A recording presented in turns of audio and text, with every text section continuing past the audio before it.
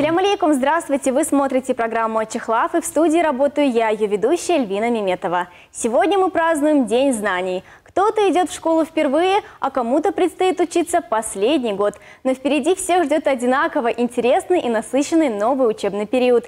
И сегодня мы об этом поговорим с директором муниципального бюджетного общеобразовательного учреждения «Кольчугинская школа номер 2» с крымско-татарским языком обучения Усния Асановой. Усния ханым, селям алейкум. Алейкум селям. В первую очередь хотелось бы вас поздравить с началом учебного года, пожелать терпения, сил и умных учеников.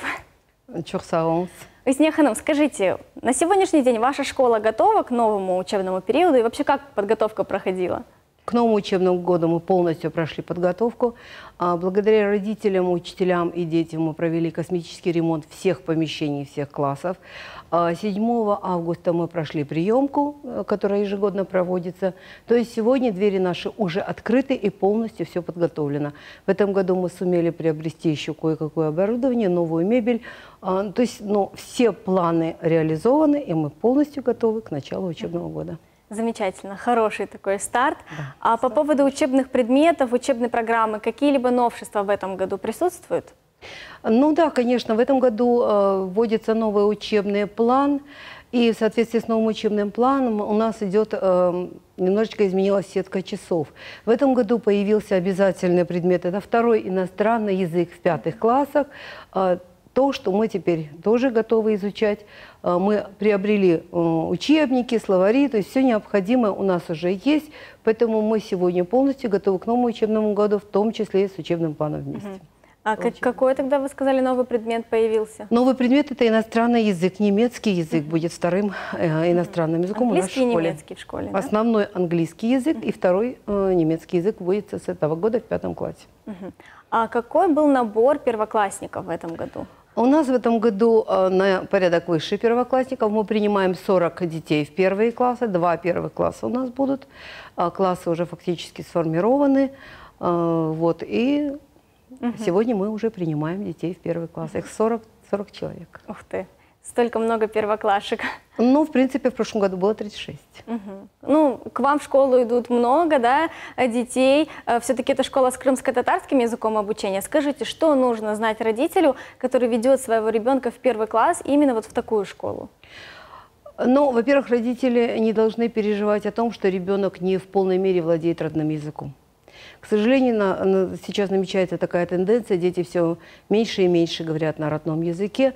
Некоторые из них приходят в школу, умеют максимум, что поздороваться. Но к концу 1 класса дети уже неплохо общаются на родном языке. То есть бояться того, что ребенок не знает, не надо. Мы вместе с родителями научим. Как у нас учителя говорят, мы научим и детей, и, если надо, и родителей. То есть мы работаем вместе. Известно, что в некоторых школах, да, чтобы именно там изучать крымско-татарский, необходимо писать заявления родительские. Вот в вашу школу заявлений никаких не надо, можно просто прийти, как в обычную? Нет, почему? В нашу школу пишут обычное заявление, просим принять, и указывается язык обучения. Да. То есть они уже не выбирают язык обучения, он у нас в статусе школы. Уже определен. Да, определен. А какое количество вообще учеников в вашей школе? На сегодняшний день 298. У нас школа небольшая, но уютная. И детей немного. А выпускников сколько ожидать? Выпускников в прошлом году было 14, это был маленький класс, то есть в прошлом учебном году.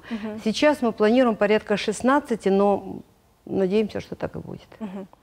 Скажите, с какими проблемами вот в образовательном процессе вам, коллегам, приходилось сталкиваться за вот весь период существования вашей школы? И вот на данном этапе, может, какие-то воспитательные функции недоработаны, либо еще что-то. Вот с чем сталкиваетесь? Ну, как таковых особых проблем нет, потому что вы понимаете, что крымско-татарская семья – это прежде всего уже воспитание, понимаете? А менталитет у наших детей, у наших родителей, он немножечко иной.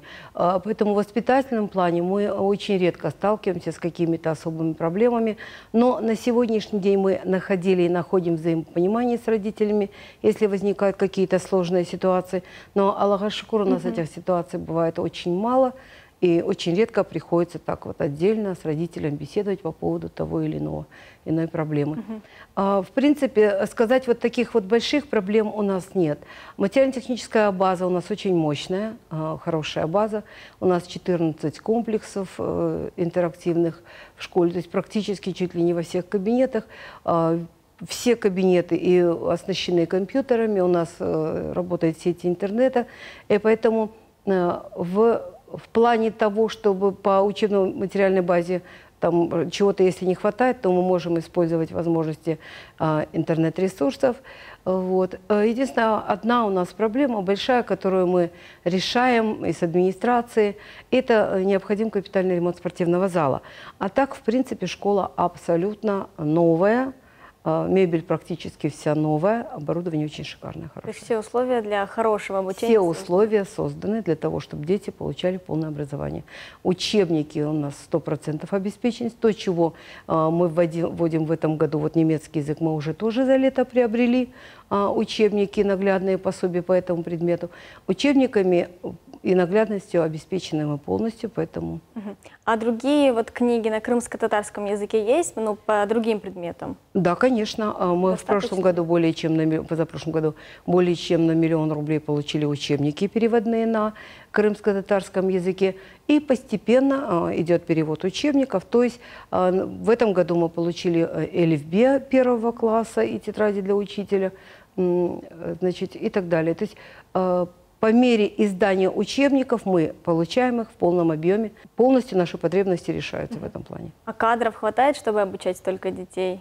Родному языку, ну, другим предметам именно на крымско-татарском, потому что термины ведь сложные бывают, чтобы объяснить. Ну, знаете как, у нас очень стабильный коллектив, мы очень много лет работаем, так что постоянным коллективом, опыт работы у учителей уже большой, поэтому и словарную работу, и частично вести уроки на родном языке готовы все учителя, потому что мы прошли неоднократно различного рода курсы, в том числе и курсы обучения на родном языке. А есть ли в вашей школе какая-либо форма? Вот, может быть, какой-то национальной символикой? Все-таки это необычная школа. Ну, какая бы она была необычная, это государственное учреждение, поэтому в школе есть определенная форма, черно-белая, как в большинстве, наверное, школ. И мы отличаемся тем, что у нас есть эмблемки, такие голубые с тамга эмблемки, где обозначено название школы. Скажите, то есть, как я правильно понимаю, к вам в школу приходят не обязательно те дети, которые идеально знают язык. Бывали у вас случаи, когда приходит ребенок, который вообще не знает и таким способом хочет выучить свой родной язык? Быть может, это даже не представитель крымско-татарского народа?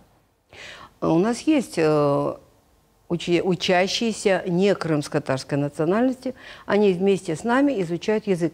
Но я уже говорила, и, наверное, придется повториться, дело в том, что когда дети идут в 1 класс, это 90% не говорящих. То есть это сегодня проблема всех школ, проблема всех крымско-татарских семей. Очень редко приходят дети так в совершенстве владеющие или хотя бы процентов на 30 говорящие на родном языке. Очень часто это дети, которые максимум умеют поздороваться. По вашему мнению, вот, как вам удается, как эффективно удается обучить родному языку крымских татар и не только, и вот в полной мере развивать этот язык и вообще культуру? Ну, во-первых, не только через урочную деятельность мы обучаем языку. Это прежде всего и внеурочная деятельность. Это и мероприятия, которые мы проводим в школе. Вся внеклассная деятельность у нас идет на родном языке. Мероприятия, и посвященные первому звонку, и любые другие, они проводятся на родном языке. Но это традиционно, это всегда было так. И вот в течение нам 24 года. Аллах смеется, 1 сентября 2019 года нам уже будет 25. У нас уже большой опыт работы. И поэтому, в принципе, сказать, что ребенок в совершенстве будет владеть родным языком, только благодаря школе мы так не можем сказать. Потому что вы понимаете, что если ребенок дома не будет практиковать язык, он идеально говорить, в совершенстве говорить не будет. Поэтому мы и с родителями говорим об этом, и всегда говорим о том, что любовь к родному языку, нужно к любви к родному языку нужно приучать с детства, с рождения. И пусть даже если родитель не в полной мере общается на родном языке, но хотя бы часть выражения ребенок должен знать уже, скажем, году, к 2 лет он должен начинать говорить на родном языке. К сожалению, сейчас даже «ана-баба» говорят не все дети. Почему-то пошло вот это папа, мама, бабушка. Да, есть такое, к сожалению. К сожалению, это есть. Такие учреждения, страшно, как ваши, они помогают людям все-таки знать свой язык.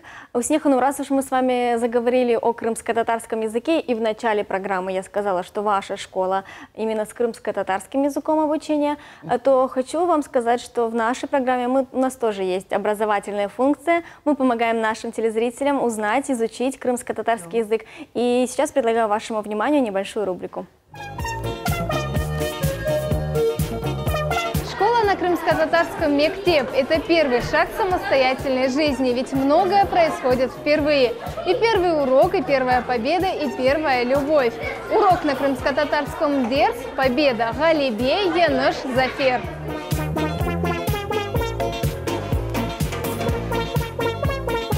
Мы заходим в класс застенчивыми и неумелыми. С рук в руки передают нас родители первой учительницы. Как правило, с ней связаны только теплые воспоминания. Мы часто называем ее второй мамой. Итак, учитель Оджа, учительница Оджапче, класс сынов. Учительница научила нас не только писать и читать, но и дружить, понять, что Родина начинается с картинки в твоем букваре. Букварь на крымско-татарском элифбе или элифбе китабы. А вы помните, как страшно было выходить к доске и рассказывать выразительно стихотворение или мелом на доске писать первые буквы и цифры?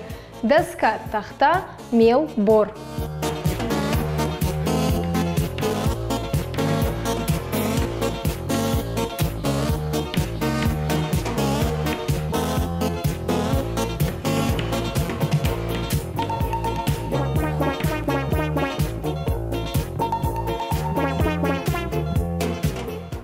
Еще со школьной скамьи изо дня в день дети учатся не только развиваться и набираться новых знаний, но здесь познаются настоящие друзья.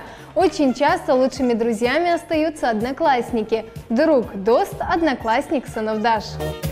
Мы с вами узнали еще несколько новых и интересных слов на крымско-татарском языке и продолжаем наш разговор с директором Кольчугинской школы номер 2 с крымско-татарским языком обучения Усния Асановой. Усния Ханум, много ли на сегодняшний день действительно желающих, которые хотят попасть именно в вашу школу с таким вот языком обучения? И можем ли мы говорить о том, что все-таки крымско-татарский – это главный предмет в школе?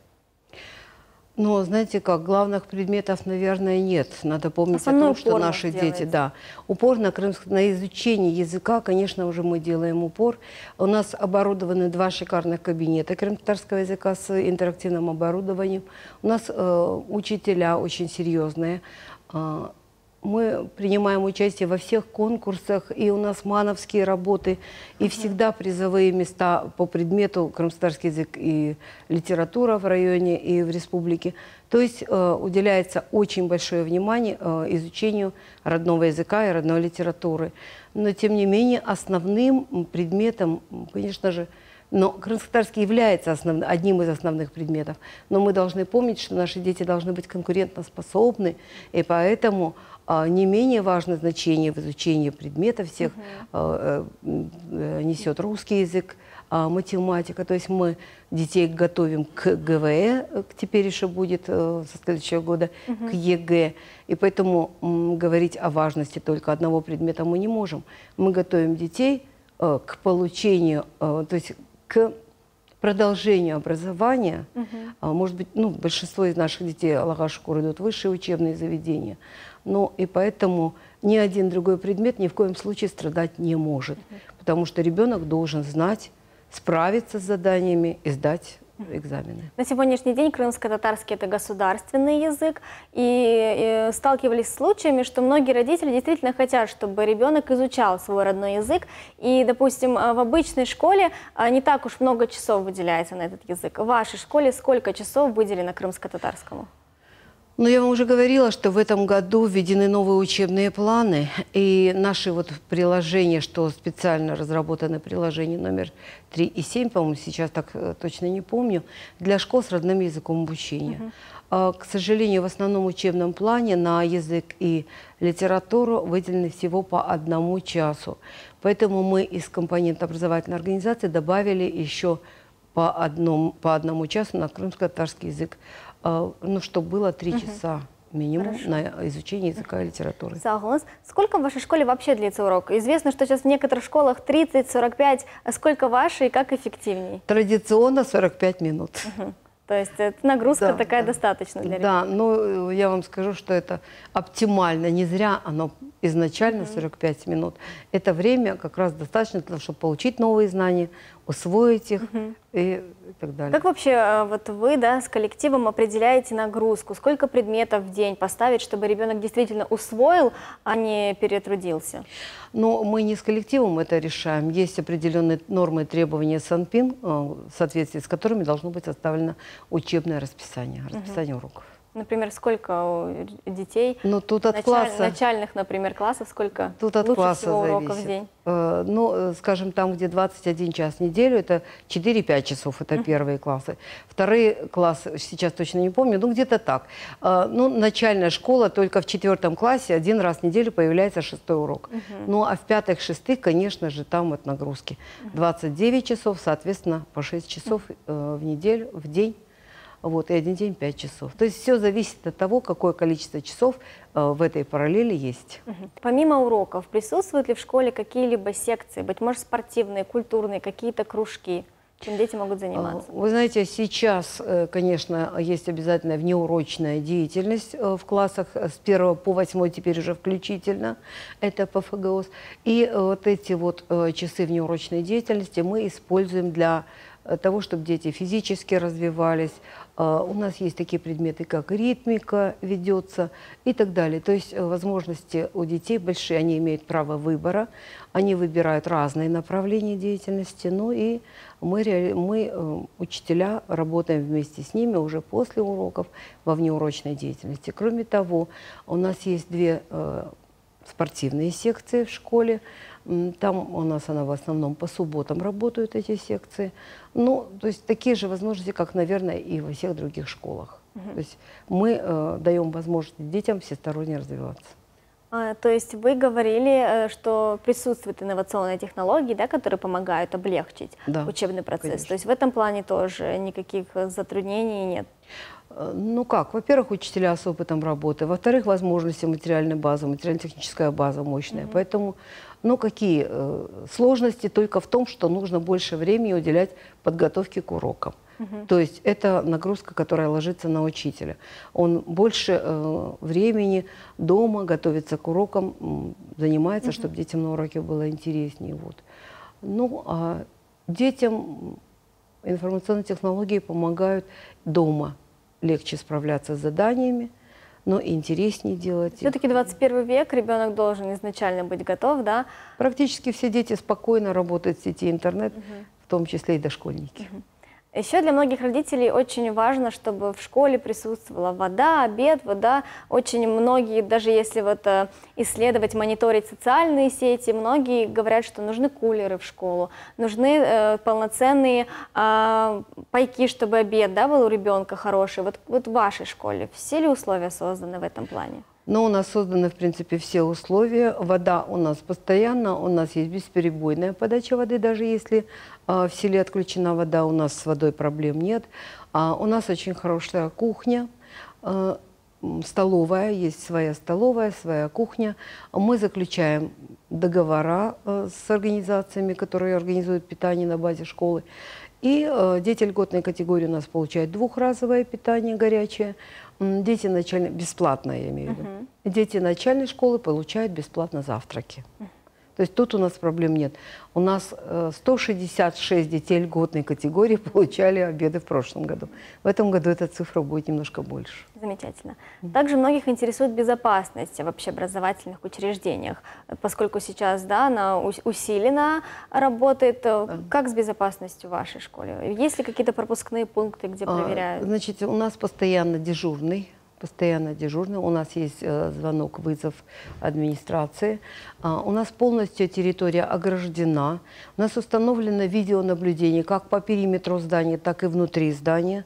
То есть все необходимое нами выполняется, и постоянно дежурные следят за тем, чтобы чужие люди не попадали на территорию школы, и за тем, чтобы ничего в школе не происходило. То есть дежурство идет постоянно.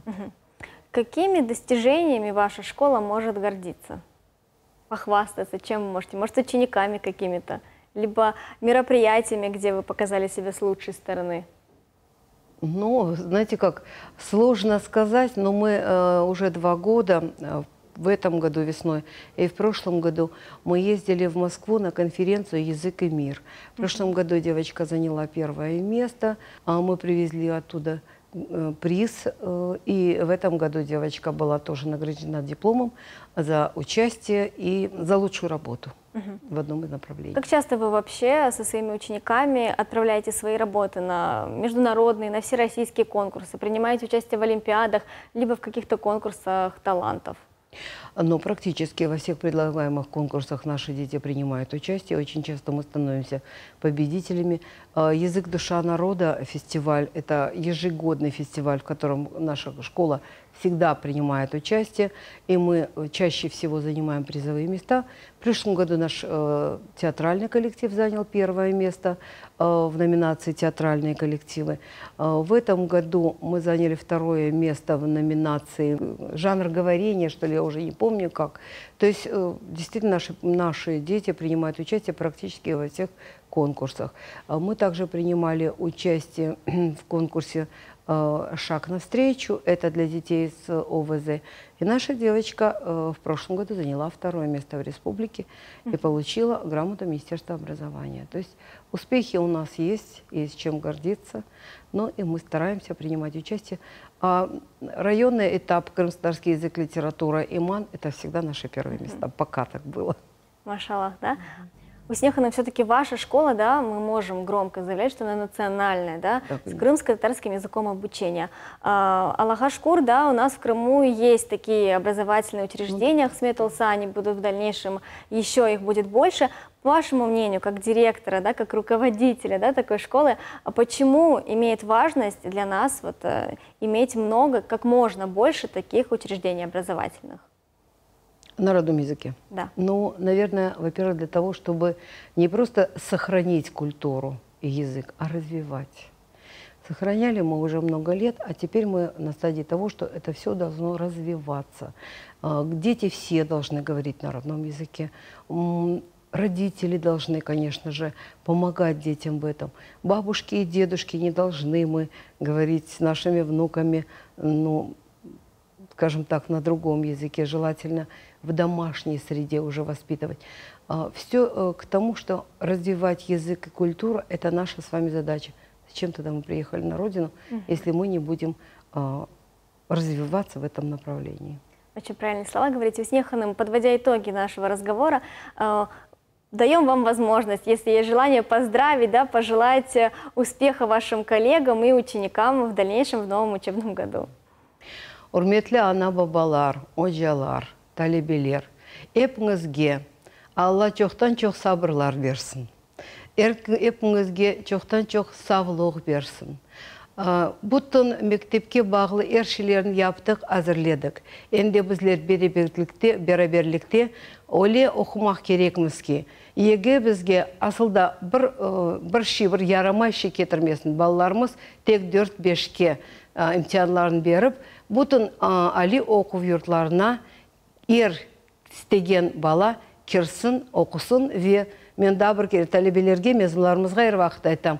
Мектепке қайтмақ керек, ама баштадан мектепте яқшы оқып, ожа олып, келсеңіз бек мемнун олар едік, чөнки бетте бізім мезунлар мектепке қайтсалар, олардан ең яқшы ожа ола. Чөнки өзіміз оқыттық мектепте, ве өзіміз оле ожа мектепке қабыл етмеге істейміз. Алла епімізге сабыр берсін, ұзақ өмірлер берсін, ве яңы оқу жолда бізге ярдымчы болсын. Дорогие друзья, дорогие наши телезрители, у нас в студии был директор Кольчугинской школы номер 2 с крымско-татарским языком обучения, который призвал всех вас изучать, помнить и сохранять свой родной крымско-татарский язык. Но мы с вами прощаемся до следующей субботы и уже по традиции предлагаем в конце посмотреть нашу рубрику «Мудрость ислама». Приятного просмотра, Саглыхнен Халанус. Саглыхнен Халанус.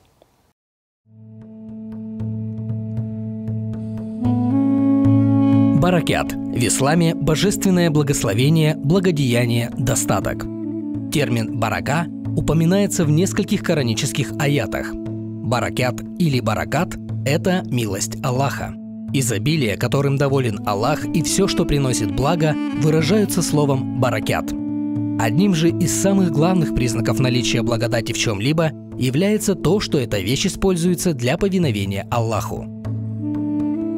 Халяль – с арабского «разрешенный», «законный». Все то, что разрешено и допустимо в исламе. В мусульманском быту под халялем обычно понимают мясо животных, употребление которого не нарушает исламские пищевые запреты. Но в целом халяль относится практически к любой сфере человеческой жизни – продуктам питания, одежде, украшениям, косметике и парфюмерии, личной гигиене, отдыху, развлечениям, сфере финансов, отношениям между людьми и окружающей среде. Харам – запретное. В исламском праве так называются все недозволенные деяния и вещи. Запреты основываются на бесспорных доказательствах из таких источников, как Коран и хадисы. Тот человек, который совершает харам, становится большим грешником, а опровергающий харам становится неверующим и выводится из ислама. Харам – это противоположность халяльному. Например, свинина является харамной, а баранина, заколотая с призыванием имени Аллаха, халяльной.